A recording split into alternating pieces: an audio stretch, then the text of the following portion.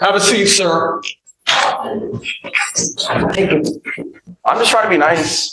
Nice is with actions as well, right? I will compose myself properly, sir. And I would like to apologize to everyone in the court. I'm sorry, I'm trying to... I'm innocent! I'm innocent! Read the original police report, I'm innocent! Calm down. I am innocent! I will not comply with this! I'll behave. Oh, I debated not coming because this is scary. This male Karen had a courtroom meltdown of epic proportions. Picture this. A guy in court, already facing charges, decides his best move is to sprint toward the judge while screaming about his innocence. Bro really went for the courtroom speedrun any % challenge, complete with a stretched out, half-ripped shirt by the end. Whatever point he was trying to make got lost somewhere between the yelling, the terrible life choices, and the bailiff's death grip. Newsflash, judges do not tolerate that kind of chaos. Acting like a Walmart Black Friday stampede in the courtroom can land you with contempt charges, or even new charges on top of your existing ones.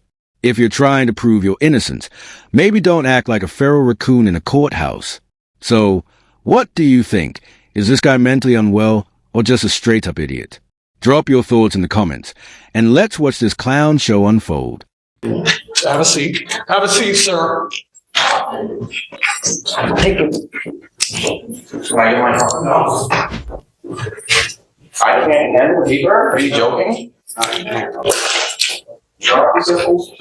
I'm getting sued over John Dick, so look at the paperwork, John Dick, so. Can you mind saying anything? I'm so sorry, sir. I'll behave, I'm sorry. Oh, you tried to smile a little bit. Oh. I saw that. You know what I say about composure? Okay, sorry. I'm just trying to be nice. Right. But nice is with actions as well, right? I will compose myself properly, sir. And I would like to apologize to everyone in the court. I'm sorry, I'm trying to... Stephen, just... No. Can I say so? I'm not trying to devour you. You know, first like this. I'm innocent. I'm innocent. Read the original police report. I'm innocent. Calm down. I am innocent. I will not comply with this.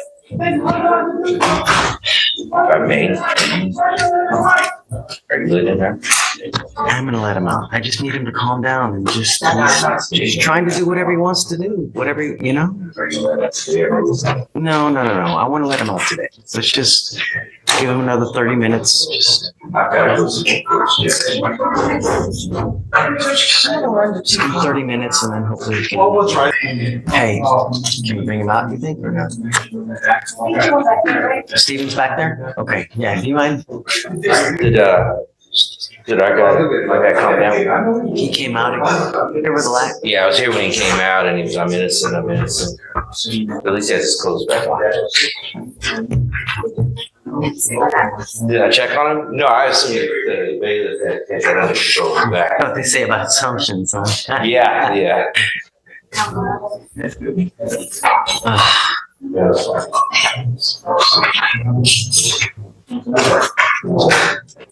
Hey, How's it going? Good. I'll behave.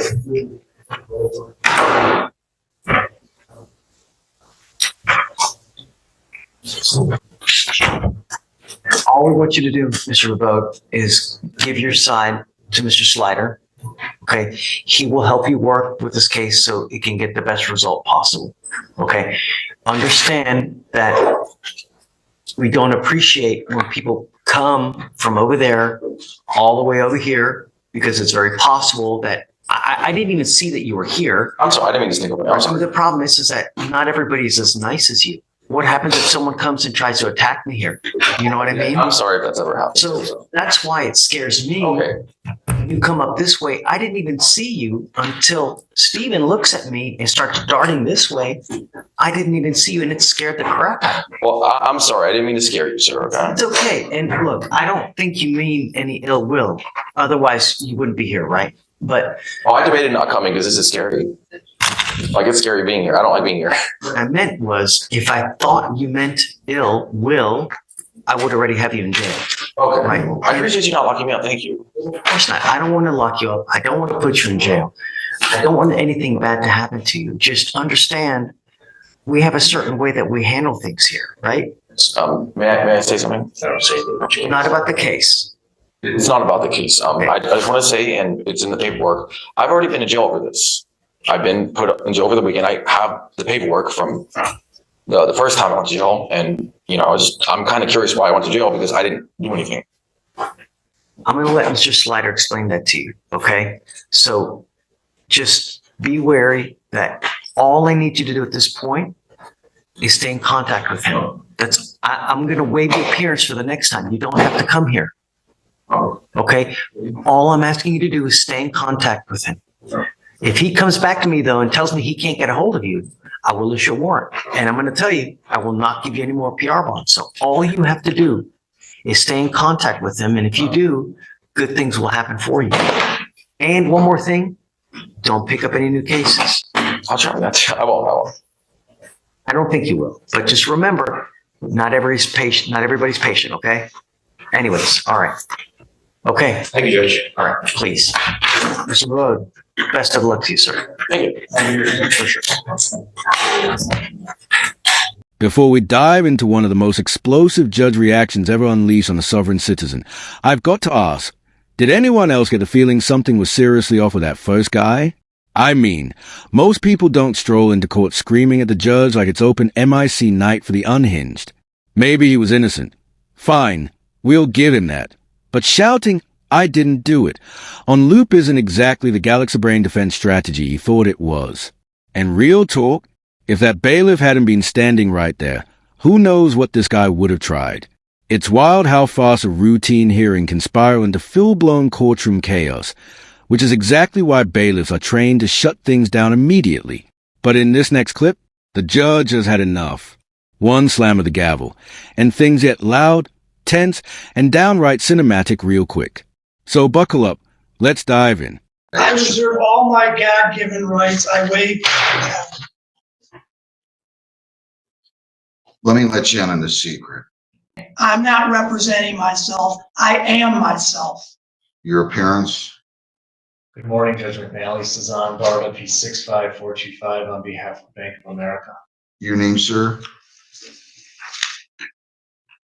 I, Patrick Shanley, am before this court by special appearance. Hang on, Without waiving hang on. any rights, Mr. remedies, or Shanley, Mr. defenses. Shanley, I am not waiving defects of services, nor am I submitting to the jurisdiction of the court or the alleged plaintiff I didn't in this ask color you of that. law action. I didn't ask you that. I asked you- reserve all my God-given rights. I waive. Let me let you in on the secret. I'm going to listen to you, but I'm not going to play games. I asked you for your appearance. I read your briefs, period. I didn't ask you to go on like that. Don't do it again. But you can proceed on your motion to dismiss counterclaim. Congratulations, Mr. Shannon. That's the first time I've used that in years. Go ahead. Your Honor, I'm hoping this ends today. There are two motions before you. One is to quash the matter against Weber and Olsey and the 5 named defendants from my office. I believe the last time you were here, brother counsel, Mr. Werber, that was here, he advised me that you told Mr. Shanley that he needs to hire an attorney because he was treading on some dangerous water. And he has not hired an attorney. Well, I didn't say he needed to. I strongly suggested Yes. that he do that. Because he was treading on some dangerous water in the claims that he's making. We're asking for the matter before Weber and Olsey and the 5 named attorneys to be dismissed at this time, Your Honor. If you don't mind, I'd like to take the motion to dismiss the counterclaim first that was filed, and I understand there could be reason for confusion. Your office filed 2 separate motions. You filed a motion to dismiss the counterclaim, which focused on the claim that Mr. Shanley has against Bank of America as Bank of America being counter-defendant. And then you filed a motion to quash summons and dismiss 30 third-party defendants on the claim that Mr. Shanley has against the law firm Weber and Olsey PLC, which really should have been, as you know, a third-party complaint. And then as against the individual lawyers that I already mentioned, which would include yourself, Michael Olzese, Michael Kirschenheiter, Jeffrey Werber, and Sandra Francis. So let's proceed first. I object. You can object all you want. Let's proceed with the motion to dismiss counterclaim. I object. I'm telling him I want him to argue that one first, Mr. Shanley. What are you objecting about, besides the fact you just want to get loud? I have my affidavit before you, the paperwork. That's what matters in this case. Mr. Shanley, I have two motions. I'm going to listen to what you have to say. I'm telling him I want him to first proceed with his motion to dismiss the counterclaim that they filed pertaining to your claim against Bank of America.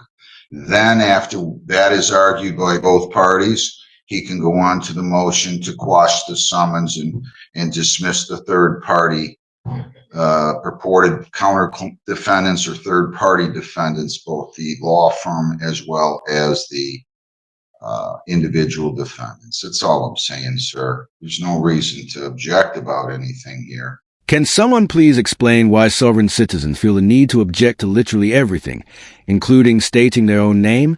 I'm losing brain cells by the second. It's like they watched one YouTube video on maritime law and suddenly decided they are legally untouchable. Let me get this straight.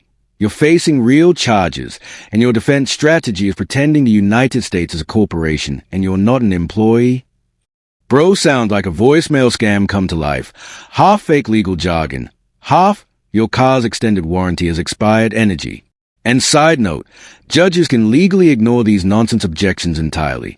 There's actual precedent for it because sovereign citizen arguments hold zero weight in U.S. courtrooms. But honestly, the only thing more painful than his logic is that voice.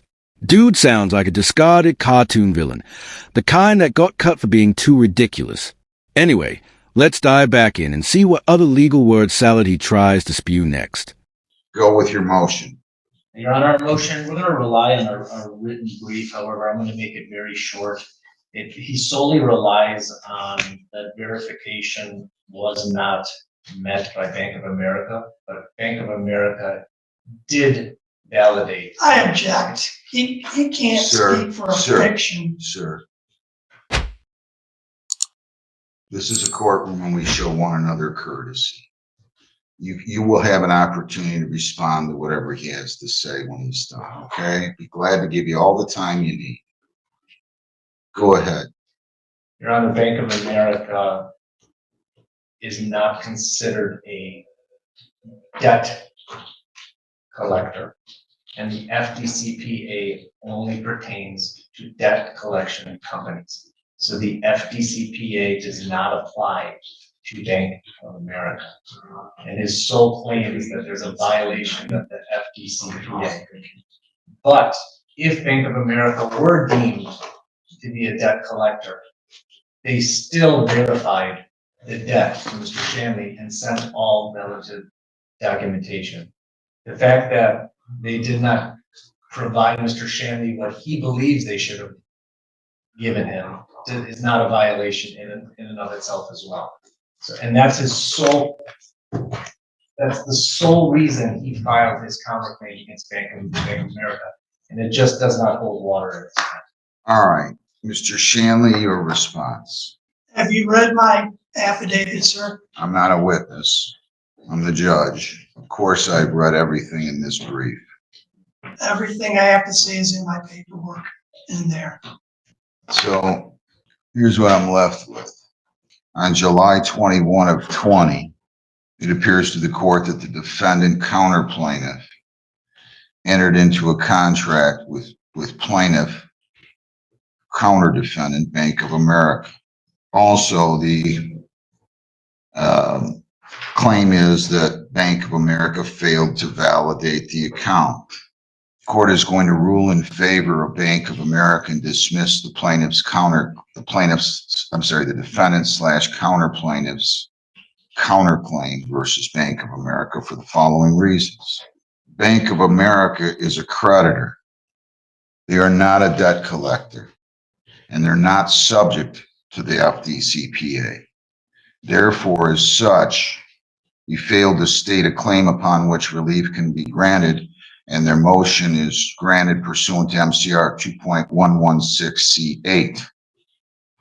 Moreover, there's documentation attached to the counter defendant's response that indicates that one of the lawyers. Your Honor, I've submitted my affidavit, which rebutted their Bank of America. My paperwork reads for itself. All that other stuff was hearsay. I have this affidavit. Are they gonna rebut my affidavit? Okay. Do you have any response to that, counsel? No, Your Honor. Your affidavit talks about you're not an artificial person. Affidavit of status of Patrick Allen Shanley, right? What are they supposed to rebut in here? You're referring to the affidavit attached to your motion to dismiss, supported by affidavit of Patrick Yes. Shanley? Okay. All right. Well, you guys can have a seat. I've told you, Mr. Shanley, they don't have to produce a contract. They don't have to produce a written contract. When you use the credit card, the contract is formed, period, plain simple. And then you're subject to the terms and conditions of the credit card agreement. Why do these sovereign clowns even get credit cards if they're too broke to pay them back? Newsflash. Buddy, you're not some free citizen of Atlantis. You're just terrible with money. This particular genius is out here acting like Visa personally violated his constitutional rights. Let's break this down. You applied for the card. You swiped the card at Olive Garden for endless breadsticks, but now you're claiming you never agreed to the terms because you're not an artificial person. That's not a legal defense. That's a rejected plot of a straight-to-DVD sci-fi movie. Here's the cold, hard truth courts keep slamming down. I don't consent doesn't work when you're literally holding the card you signed up for. This dude trying to neo his way out of debt with a legal equivalent of a Facebook mom's copy and paste avoid all contracts post. But let's keep watching, because if there's one thing we know about sovereign citizens, it's that the next one somehow manages to be even dumber. That concludes this hearing. You wanted to move for sanctions. What do you have to say about that? Your Honor, other than the time and effort that has been put into this matter in responding, there's another case coming down the pipeline. I don't know if Mr. Shanley's been served with that case. It's another Bank of America case. If you do not award sanctions of any kind, then I don't believe it would be fair for the attorneys in my law firm at Weber and Olsey's to have to put additional time and effort on the next case. So I believe it's imperative that you grant the sanctions at this time, so that this doesn't happen again. Mr. Shanley? Your Honor, the last time I was here, you lectured me on that I should Get a lawyer. get a lawyer and pro se. Okay, I'm not doing this pro se. I'm not representing myself. I am myself. I have an affidavit there that rebuts Bank of America's claim. It's in my paperwork. I was trying to do you a favor, Mr. Shanley. I was trying to tell you, please consult with a lawyer so you don't proceed with lawsuits that are frivolous in nature and force the court to do something that I don't want to do. That's what my purpose was in telling you that you should get an attorney. You have every right to represent yourself, whether it's a $5 lawsuit or you're representing yourself because you're charged with a serious felony. Every defendant, every party in this country has the right to represent themselves, just like I have the right to give myself a root canal. I have the right to fix my arm. I wouldn't do it. I told you nicely, I think on this case, I've only seen one or two people do it adequately in my 28+ years on the bench and my 11 years as a lawyer. But that's neither here nor there. You have that right. The problem is here that you're abusing this system. That's what you're doing. You are abusing this system. In my view, and the court finds that the primary purpose in initiating this action against these lawyers in this law firm was to harass, embarrass, or injure those individuals and that law firm. You had no reasonable basis to believe that the facts underlying the party's legal position were in fact true. And I'm finding that you advanced a frivolous claim in conjunction with that counter complaint that you filed. Period. I'm not going to award it on the counterclaim versus the bank. I am going to award sanctions on the counterclaim that was filed against the law firm and the individual lawyers. You don't get to do this. This is not some kind of a game. We don't think this is funny. I have a great sense of humor when I'm not in here. Not in here. This isn't some kind of an entertainment exercise. Now, the question is, what kind of sanctions are you entitled to? And that's what you're going to have to grapple with. Because even though I think his conduct was outrageous, and I do think it was outrageous, and this record should reflect that this court finds the conduct was outrageous. But sanctions is a law firm entitled to when they represented themselves, Mr. Barr. Did you go out and hired another law firm and paid them $400 an hour, a very experienced law firm, would have no difficulty in awarding recoupment of those attorney fees? The question is, what kind of reasonable attorney fees is one entitled to? And what types of sanctions is one entitled to when they've represented themselves? So here's what you're going to do, please.